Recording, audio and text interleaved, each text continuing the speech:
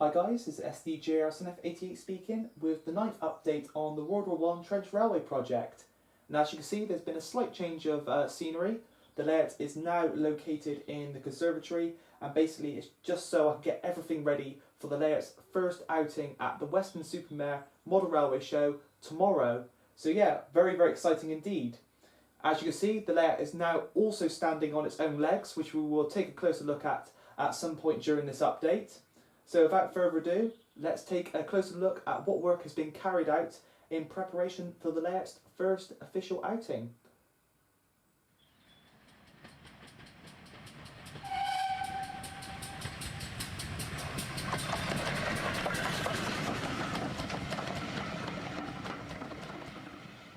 So this is the area where the main bulk of work has been carried out since the previous update, which is of course the farmyard. And as you can see, overall the mud is now down. There's been a few scenes created, which we'll take a closer look at in a moment. And also there's been plenty of work done to the wooded area to bring it all to life. So without further ado, let's take a closer look.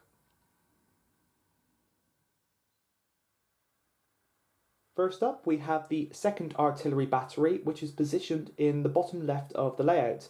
And as you can see, there's a nice little scene going on here. For a start, we have a pile of spent shells at the bottom of the shop there. Then to the left, we have the cart, which is bringing loaded shells to the battery.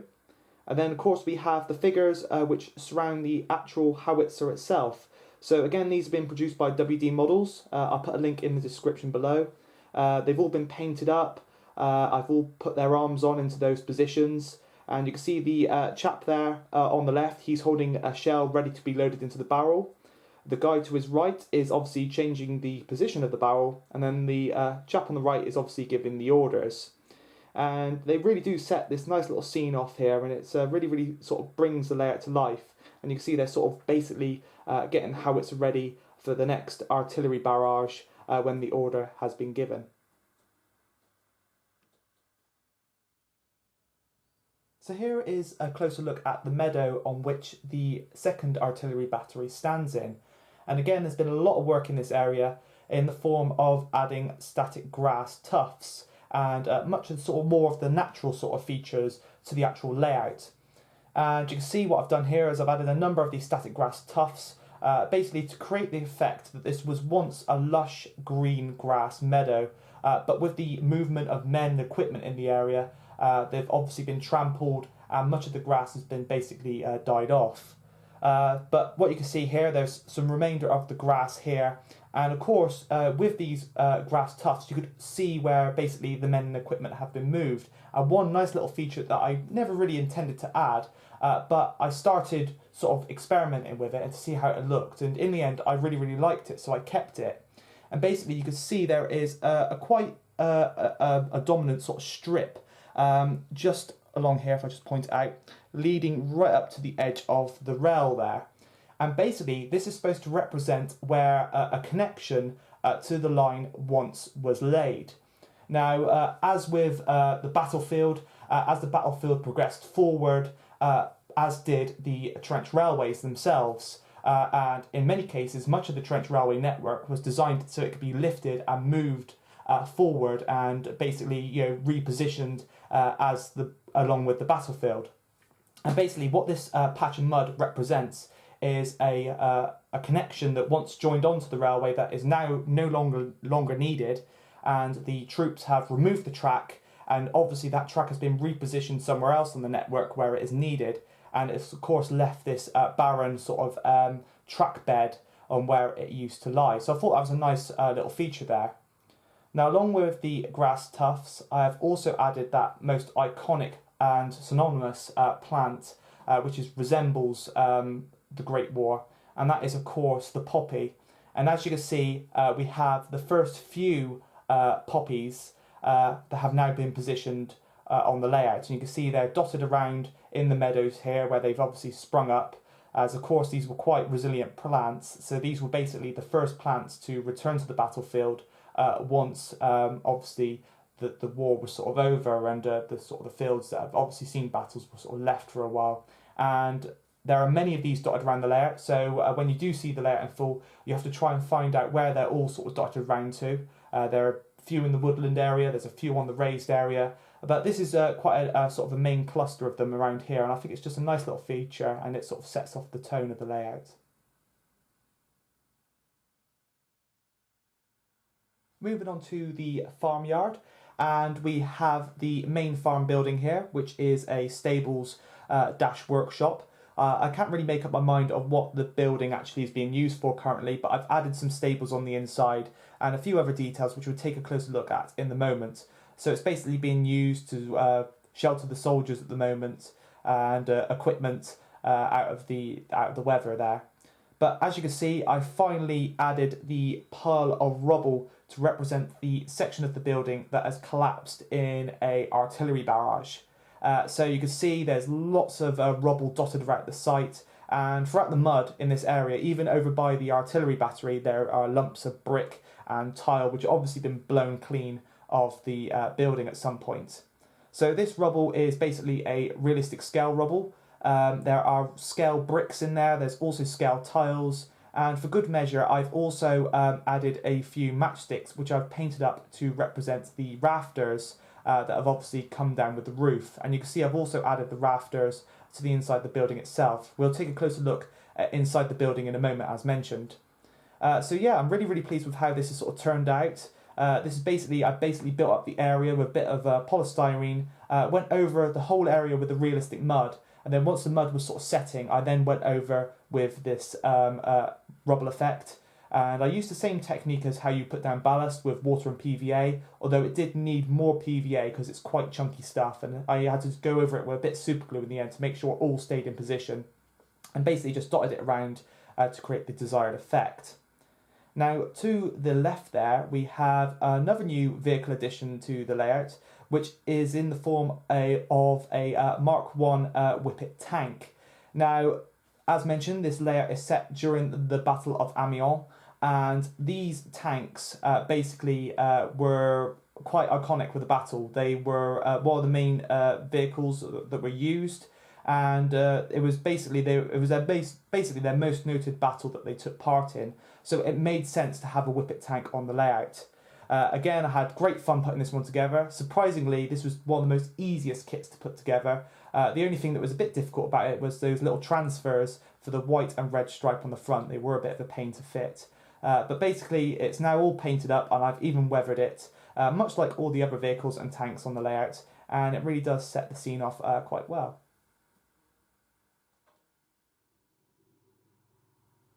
So here's a closer look at the inside of the building, and as you can see, I've added these partitioning walls, obviously to represent where there was once a stable in here. So you can see where basically two horses would have been positioned and obviously had their hay and other bits and pieces. Again, I will add more details such as like the hay baskets and stuff like that on the wall at a later date. But it's little details like this that really do bring the whole layout to life. And you can see the petitioning wall here connects up onto the rafters that are in the roof. Now this is something I'm really impressed that I managed to actually get around to doing. And you can see these have been created by matchsticks, and you can see these ones here have obviously snapped off, and the other half is obviously in the pile of rubble that's on the layout itself.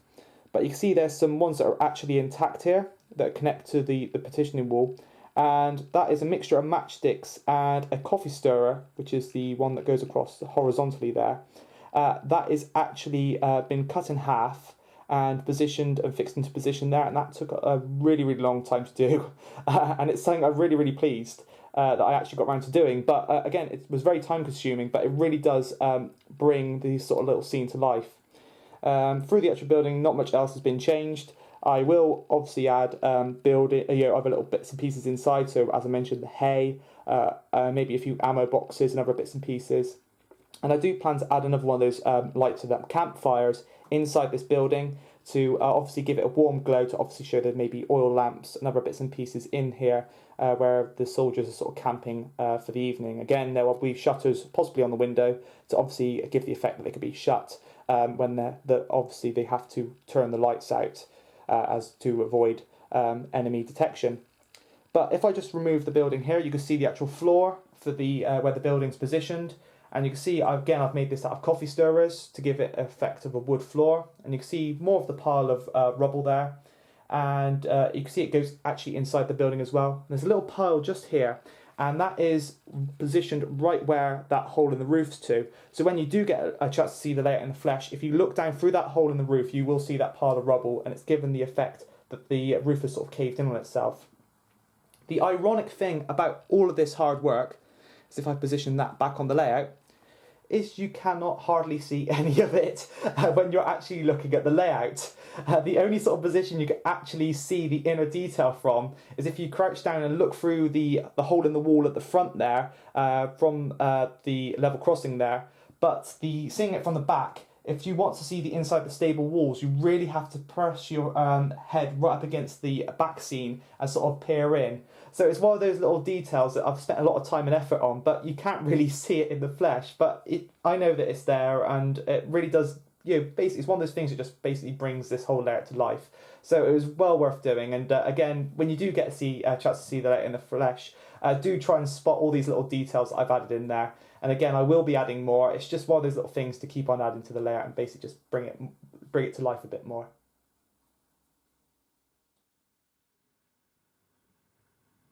In the farmyard, we have this very busy little scene going on here, which is, of course, some soldiers that are obviously being given orders by their commander about what the next sort of plan of attack is.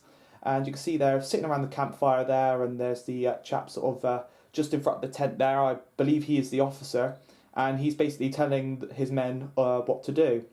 You can see there's also a few more soldiers just in front of the traction engine there. One chap's handing the chap who's sitting down a med pack, or maybe a pack of cigarettes. And then obviously we have a soldier just marching over through the mud and through the rubble of the building there, and he's just sort of coming over to join and hear his orders as well. Now these figures are Airfix figures. They're not quite as detailed as the WD models ones. They were a real pain to cut out. They're made from this really, really flimsy plastic.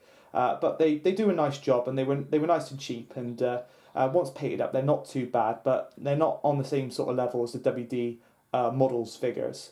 But they do fit the scene very, very well. So to the left we now have a tent as well. Now I had quite a lot of fun in positioning this tent. This tent originally started out life on the main layout on the airstrip. It was just sitting in the corner, not doing much. It was plain plastic. I've since painted it up and weathered it with a bit of dry brushing. I positioned it in the mud on the layout, and then I spent a good hour adding these lovely guide ropes to the tent, which really do set it off. And that is just a little, basically a bit of cotton, and it took me ages to super glue each individual end into the mud, and then obviously go over the ends with the mud effect to blend them all in. Now, as well as the tent, we also have a number of ammo boxes, a few grass tufts, a few bits of rope, and other sort of sandbags and other bits and pieces just dotted around the site there as well as all the footprints that I've positioned in the mud as well, to give the effect of each soldier of where they've walked to get to the position they're in. So if you do follow the footprints, you will see which soldier has left them, which I thought was a nice little feature. Now at the back there we also have a traction engine, which you've not seen in previous updates. This is an Oxford die-cast model. I've used it in the mud, so I've rolled it around in the mud a bit to create the tracks, which it's obviously left. It was probably used to haul the artillery battery, which you've probably recently just seen, to the current position that it's in. And basically what I've done is I've weathered over the wheels and around the boiler with the mud effect to sort of bring it to life. We've also got the campfire there, which you know, it's currently off at the moment. But again, that will flicker and flash away when it's done. Now, just round to the left, you can also see the entrance to the fiddle yard, which we will take a closer look at now and show you how I've managed to blend in the main scene with the fiddle yard. And this is something I've been really, really pleased with, and I can't believe how I've managed to achieve this effect. So without further ado, let's take a closer look.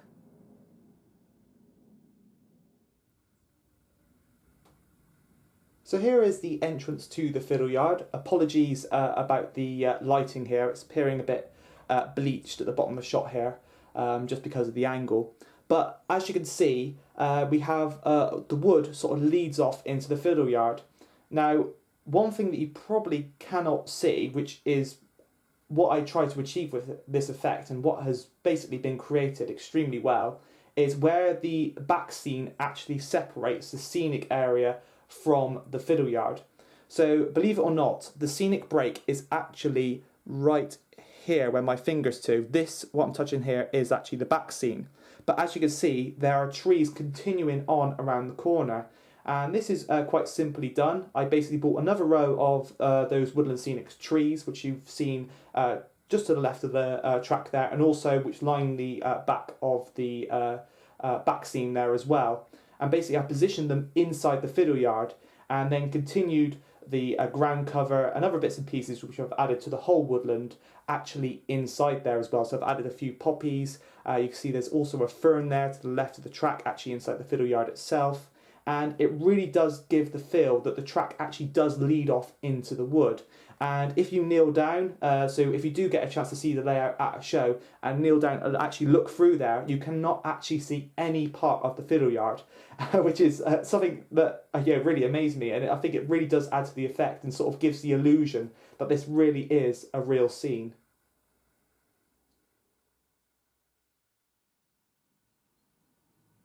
Right, so we're now going to take a quick look at some of the details that I've added to the main centre area of the layout, which is around the main artillery battery and the tank servicing area. So without further ado, let's take a closer look at a few little additions that I've added to this area. First up, the raised area has also received a few natural items. So you can see there's more static grass tufts that have been positioned up there. We also have the underbrush from the wooded area there, where it sort of fades out and into the sort of the decimation that is the sort of over the top sort of area, or once was the over the top area before obviously the battlefield moved on. And you can see there we have lots of dead wood. We also have a number of rocks, and of course a number of poppies as well, which again adds to the theme of the layout.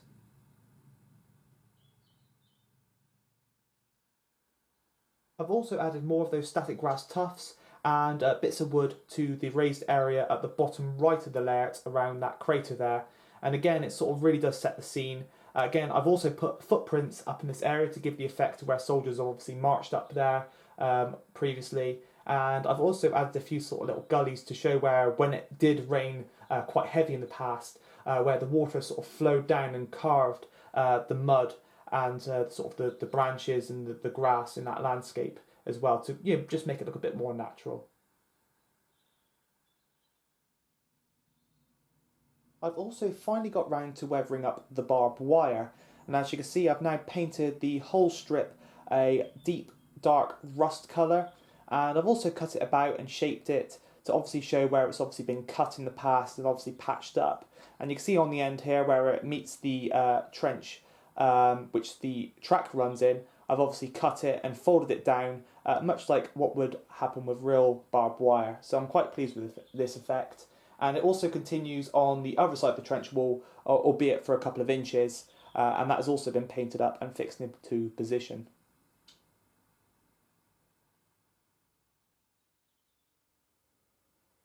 In the main tank servicing area and around the artillery battery, we have more of those static grass tufts in between the rails and just dotted around at rough locations to represent where, again, there was once grass but has obviously been trampled and obviously replaced with the mud. You can also see there I've added the levers to all the point switches. So these are non-working point levers. Again, as you know, the points actually operate from a lever and rod system that's actually on the underside of the layout. But these are just decorative levers and switches, just to give the effect of what the soldiers would obviously use to change the points. And there are 4 of those positioned on the layout, as there are 4 sets of points on the scenic side of the layout. And they've all been glued and stuck into position.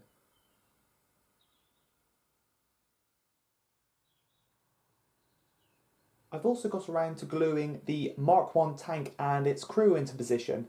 So unlike many of the other vehicles on the layout, this one is permanently fixed. And you can see all the figures that I've spent absolute hours painting up have also been glued into position as well, including the chap that's leaning up against the hull of the tank there. He is of course one of the main reasons why I've glued that tank there, but also as well it's sort of a centerpiece. It's the main, it was the first kit I actually built for the layout, and I'm really pleased with how it's turned out. So it just really does look nice in that position. So hopefully they'll all stay fixed in place when the layout's being transported. But yeah, it's I'm really pleased with how this little scene has turned out.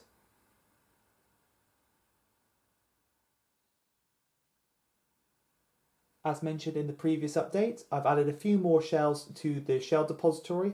You can see they're now stacked up neatly there, ready to be manoeuvred over to either of the artillery batteries, ready for the next barrage.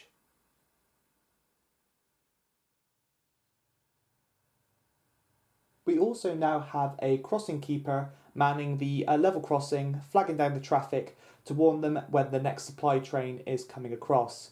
And you can see he's all painted up, and he's also got 2 red flags just to wave and basically just stop the traffic to let the trains cross.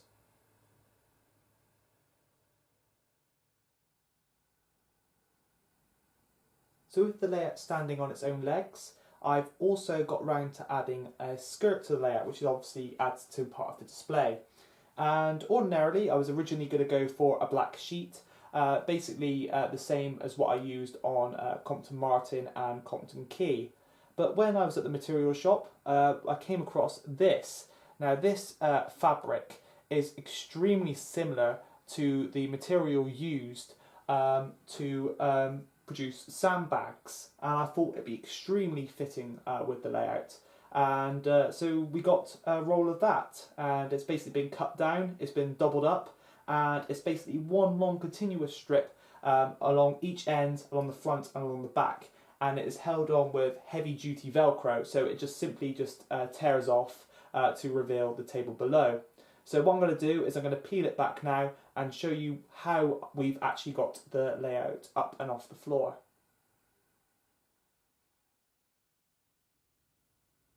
So here's a closer look at one of 2 trestle tables that are used to support the layout.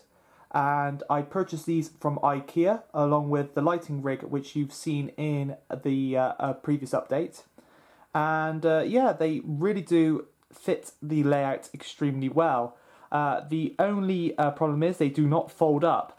However, they do have adjustable height. As you can see, this section here has 2 little blocks of dowel which go through those holes, and you simply pull those out and then you unscrew the butterfly nuts and you can lower and raise the layout.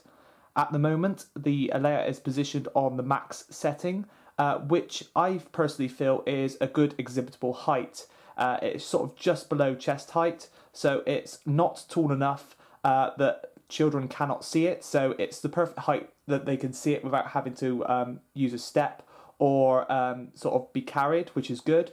And at the same time, it's not too low that adults that are at the show looking at the layout have to crouch down and look at the layout that way. So it really is sort of a good height for the actual display.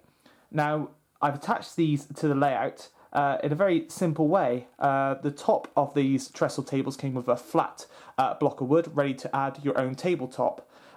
We simply just trimmed down the ends to make it the width of the actual baseboard, and then we used the bit we trimmed off the end, glued it to the top, and basically it slots on the inside of the trim of the actual layout itself. So the layout just simply clamps on top, so you position both tables to the right height and level, just walk over with the layout and just press down on top and it clamps into position.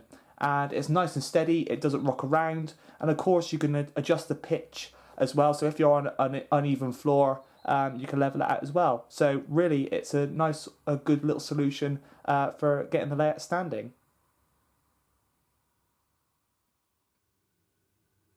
So I guess that's all for this update. As always, I hope you enjoyed the progress, and of course all the previous updates that have shown the development of this layout from a blank baseboard to what it is today. And I still can't believe how it's turned out. I'm really pleased with how it is looking, and basically from those rough little drawings I drew on that piece of paper that you saw in the first update to what it is today, it pretty is spot on how I envisioned it. in that drawing, and I still can't believe how well it's turned out, and I can't thank you guys for all the positive comments and information you guys have given me and pointers on what I needed to add to the layout to get it to what it is today. Of course, you can come and see the layout for yourself at the layout's first official outing tomorrow at the Weston-Super-Mare Model Railway Show, which is of course Sunday, January the 14th. So if you're at the show, be sure to come over and of course say hi. There will be more future outings for the layout this year, of course. I will do a little video confirming some of the shows that I've got planned for the layout over this year, and of course beyond as well. So keep an eye out, as you never know, the layout may be coming to a show near you. Of course, this will also not be the last update for the layout, I'm sure. I plan to add and develop the layout over the coming months and basically just add bits and pieces to it, much like the inside the stables and just more little details in general. Basically just constantly add to the layout, as of course, when is the layout ever done? And that is definitely the case with this layout here. So, as always, thank you ever so much for watching, and again, look forward to hopefully seeing you guys at a show in the not too distant future. So this has been SDJR Synaph 88 speaking, and thanks for watching.